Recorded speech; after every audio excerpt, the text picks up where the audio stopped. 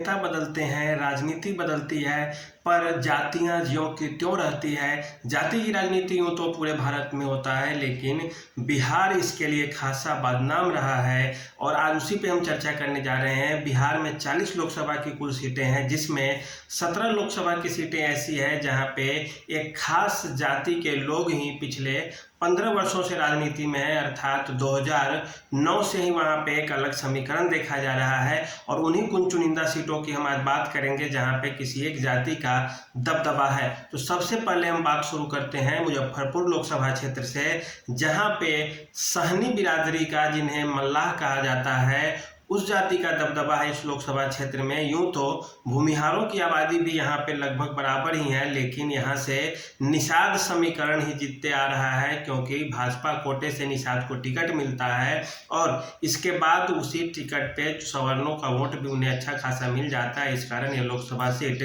सीधे भाजपा के खाते में जाती है और भाजपा इसे निकाल भी लेती। यहाँ से जयनारायण निषाद हुआ करते थे, भाजपा के उम्मीदवार हुआ करते थे, वे जीतते थे। उसके बाद जब वो संन्यास लेते हैं तो फिर अजय निषाद उनके बेटा जीतते हैं। इस बार भी फिर से उनका टिकट कट के दूसरे किसी निषाद को ही दिया गया है भाजपा की तरफ से टिकट, और इस बार भी समीकरण उसी तरह बनते दिख रहे हैं। इसके साथ ही साथ बात करें मुंगेर लोकसभा की, तो मुंगेर लोकसभा में भूमिहारों का दबदबा है। इससे पहले ललन सिंह हुआ करते थे 2009 से, उसके बाद फिर बीच में वीणा देवी आई थी कुछ दिन के लिए, फिर मुंगेर से ललन सिंह जीत गए 2019 में, फिर 2024 में ललन सिंह वहाँ से उम्मीदवार हैं। बेगूसराय की बात करें तो बेगूसराय में भूमिहार बहुल इलाका रहा है और इस सीट पे हमेशा से भूमिहार ही जीतते आ रहा है। 2009 से भी आप देखिए तो यहाँ पे भूमिहारों का दबदबा ही दिख रहा है। आरा लोकसभा क्षेत्र की बात करें तो वहाँ पे राजपूतों का दबदबा दिखता है, राजपूत ही जीत के आते हैं आरा लोकसभा क्षेत्र से।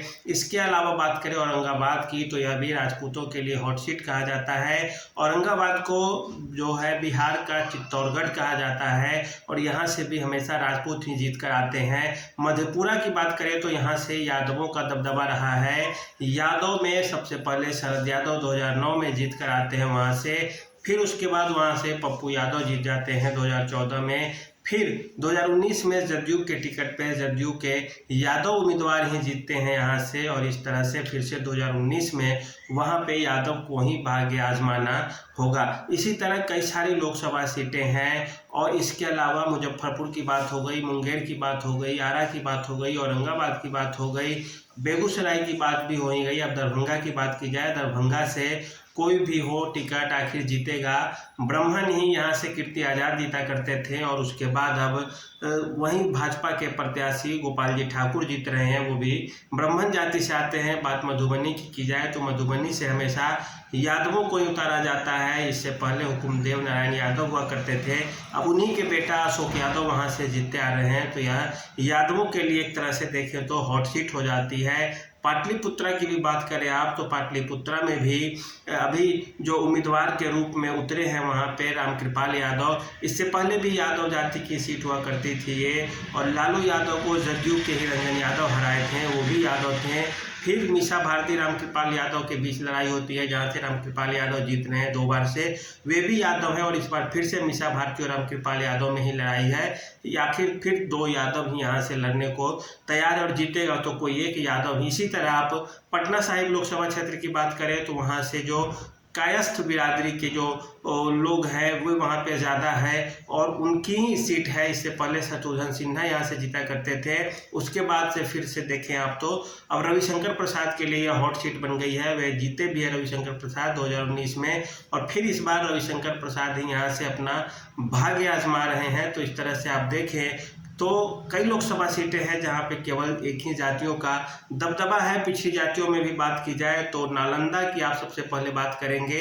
नालंदा कुर्मी बहुल इलाका होने के कारण इसे कुर्मिस्तान भी कहा जाता है, और यहाँ से जो कोई भी उम्मीदवार होंगे वे उसी जाति से होंगे और वे ही जीतेंगे भी। कुर्मी जाति के उम्मीदवार यहाँ से जीत जाते हैं नालंदा से, और यहाँ भी दबदबा लगभग 15 वर्षों से कुर्मी जाति का ही रहा है। इसके अलावा कराकाट की बात करें तो वहाँ पे जो कुशवाहा बिरादरी के लोग हैं वहाँ पे सबसे ज़्यादा संख्या में है, और इस कारण ये उनके लिए हॉट सीट बन जाता है। कुशवाहा जाति के उम्मीदवार यहाँ से जीतेंगे।